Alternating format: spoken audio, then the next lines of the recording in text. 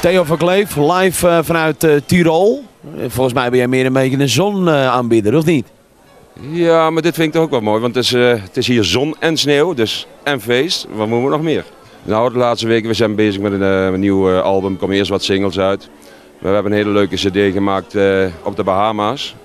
En dat loopt als een tierenlier, het is hartstikke leuk. Ja, het zijn mooie beelden, dus mooie liedjes. We hebben een hele mooie cruise gemaakt en wat landen aangedaan op de Bahama's. Ja, was gewoon geweldig.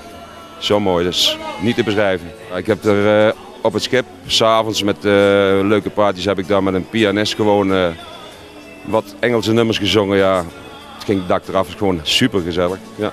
Ik viel daar goed in de smaak, kan ik zeggen. Ja. Zeg maar de maatschappij die zei, Theo, je kunt van die liedjes ook een paar mooie Hollandse teksten opmaken. En dat hebben we gedaan en het slaat goed aan.